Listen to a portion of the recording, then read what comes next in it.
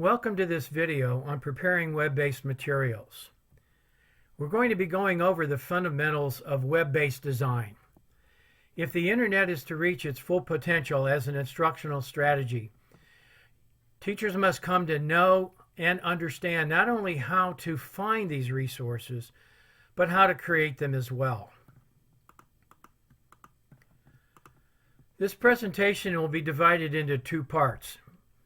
In the first part, we'll become acquainted with web page fundamentals, creating and editing web pages using Microsoft Word, and designing web pages.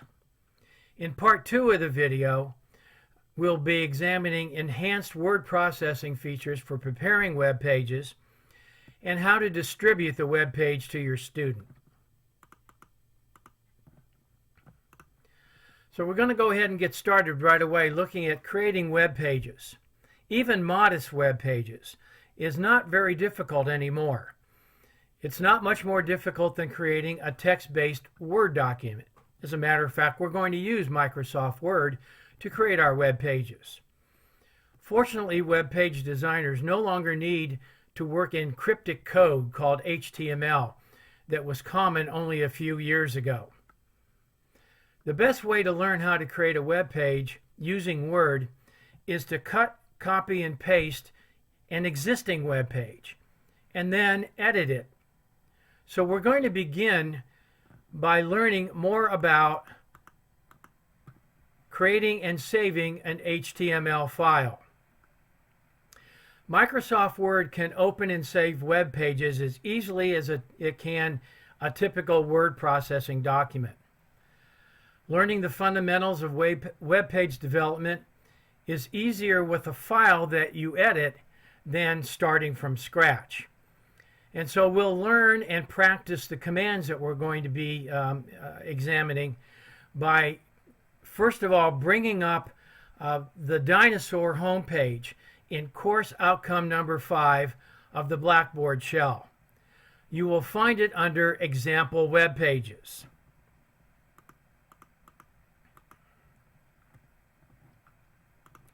And here's what it looks like. What I'd like you to do is open the Dinosaur homepage. And then once you do that, simply do a Control-A or a Command-A if you have a Mac, and copy the entire web page from top to bottom. From the title at the top of the page to the fair use statement that you see down at the bottom. And then open up Microsoft Word and paste the entire document and the entire text into a new Word document. For now, don't be too concerned that the images that you see, that you don't see, do not appear. You can see where the images will be shown, and we'll show you how to capture those later. For right now, once you have the entire text of the Dinosaur homepage into a Word document, I want you to go up and do a file save, actually a file save as. Entitle it the Dinosaur homepage, and be sure you save it as a web page, as you see here. As you do that, try to remember or write down both the file name, Dinosaur homepage, and the folder in which you placed it. Now that we have a web page saved as a Microsoft Word HTML file, we will use Word as the editor of choice for editing our page. Keep Microsoft Word open to the Dinosaur homepage. Or if you have closed it, then simply launch Word, browse to the folder containing your homepage of the Dinosaur, and open up the file. Be sure you open up the file and not the folder. We'll talk more about the folder in a minute, but it basically contains all of those images, all of those pictures that were on the page. They're actually two different things, and you should have both of those on your in your Microsoft Word. Okay, so once you do that, I'd like you to keep the Dinosaur homepage in view as we talk about each of these editing features. Okay. As we do that, we can even practice each of the skills as we move through the chapter, as we move through the video, so that by the end of the video, you'll have the early stages of your own web-based materials and a very good start. Because you should already be fairly well versed in editing from the Word document that we looked at earlier, we're going to take a rapid walk through things like selecting the images, changing the appearance of the text and images, moving text, the undo command, and saving and previewing the web page. So just follow along with us. As with any Word document, before editing, the text or image must be highlighted or selected. So you can see that right here. Once you've selected the text or the image, then you can change the appearance of the text in exactly the same way that you did with a Word document. You can make the text bold, italic, or underlined. You can use the alignment function to left justify, center, right justify, or right align your text. You can also use the indent feature to move the text across the page.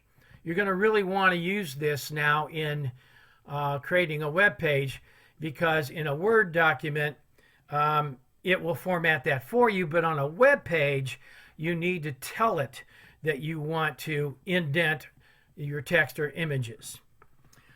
You can create bullets that we're used to doing, and finally, you can experiment with creating a new font or font size. Again, it works the same way as it did in the generic Microsoft Word. Next, let's take a look at moving the text in images. I want you to find the familiar scissors, okay? The scissors, the documents, and the clipboard icons that you can use to cut, copy, and paste text or images to a new location. When you're building an interactive web page, sometimes this is very important. So it works the same way as it did in Microsoft Word. Don't be afraid to try that. And finally, in creating web pages, you might use the undo and it's called redo command even more than you might in a typical Word document. They're available to repeat or reverse any action that might not have produced the result that you want, that you really want to see. So again, a little experimenting with that, and you'll be in really good shape. Okay, like I said, we're moving quickly through those editing features because they really are the same as they were before. With a web page, it is highly recommended that you save after you complete each of the elements as you revise, edit, create, or modify your web page. It just takes a second, a single mouse click to save a web page like it did a Word document, and it will save you considerable time, especially if you have any kind of power outage, mechanical failure, the web page doesn't look exactly the way you want it to look, or so forth. To save a web page, it works the same way. Click the Save icon on the toolbar, or you can use the File Save from the File menu. If the file's never been saved, then of course it's going to come up with a Save As window, and you can tell it, give it a new file name. You can send it to a new location, but again, remember to save your work as a web page and not a regular Word document. And then after you have finished saving the files, it's always a good idea to preview the change. So locate the folder and the file that you saved the web page in. You can see it here in this example. Click on the Word document, and now instead of launching Word, the web page should launch your default web browser and display your web page as a web page. Okay, so I think you'll find that will work very well for you. But remember, we're going to continue to do editing based on using the commands in Microsoft Word. Okay, so that's basically some of the fundamental web page designs, and you know, it's basically the simple Word document commands that we have used in the past. Now, I'm sure you've probably already figured out that if you're going to design a web page, especially as a teacher, that I'm going to give you some recommendations on what, at a minimum, ought to be on your web page. The same way as I showed you the minimum contents of visual-based materials in PowerPoint, the same ways I showed you minimum requirements in a text-based handout. We're going to give you some suggested minimum elements that ought to go on any good web page. Now, again, you're the instructor. You can decide whether or not you're going to put these elements on your web page, but here's what we're suggesting. Your web page ought to have at least a banner title and image, which leads into the topic of the lesson and helps the student recognize that, that this is part of the lesson materials that you're going to offer them. You should offer an introduction, a brief explanation of the lessons, and maybe some of the sequence that the students ought to follow as they go through your web page. The teacher should let the students see the actual learning objectives that are going to be used to evaluate their understanding. Okay. You should have some additional web pages for student exploration. So, for example, if a student gets done with your web pages early and they'd like to go out and learn a little bit more about the subject, these student exploration pages are an excellent way for you to offer some additional pages that are still on the internet.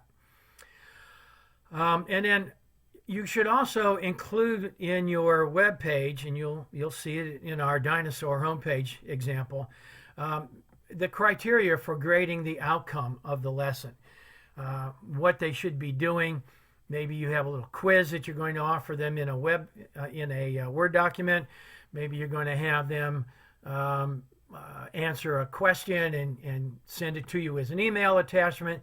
Whatever criteria you're going to use to grade the outcome of the lesson should appear somewhere on this web page. And then finally, one of the sure signs of a well-designed web page is the inclusion of author information. And I show you the example here.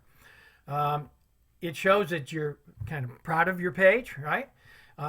And that the contents that you are offering have at least been validated as contributing to the lesson objectives that you're presenting, and that you are a colleague who promotes lifelong learning and maybe even connections. Maybe somebody will watch your video and use the email address that you see down here to contact you and maybe talk to you a little bit more about the lesson that you're presenting.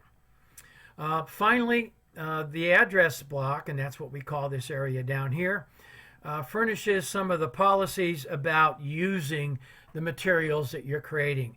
If you don't care whether the person that's watching this, maybe another teacher, is using your material, then let them know that right off the top. You know, permission is granted for unrestricted use of this material. I don't need copyright release. I don't need fair statement issues. Just feel free to use the material to help your students learn even more. Okay, so those are some of the issues in designing the web page. Okay, and so let's kind of wrap up the first part of this and talk. The video that we had, like I said, is in two parts. We've completed part one on some of the web page fundamentals, creating and editing a simple web page, and some of the elements to consider when you're designing web pages. Don't think this is the end of it. We've got a lot more to cover here. But since it takes a little bit longer than 15 minutes, we're going to split this into two parts. In the second part of our video, we're going to examine enhanced features that bring to life the web page and does some very cool things that are over and above some of the fundamental features that we talked about already. So when you get a chance, go ahead and finish practicing what we have already covered in part one. Save your web page, and then when you're ready, you can launch part two, and we'll talk about some of the enhanced word processing features for preparing web pages. We'll also, before we quit, we'll also be looking at how to distribute that web page to your students. So a lot to cover in part two. Thank you for your attention.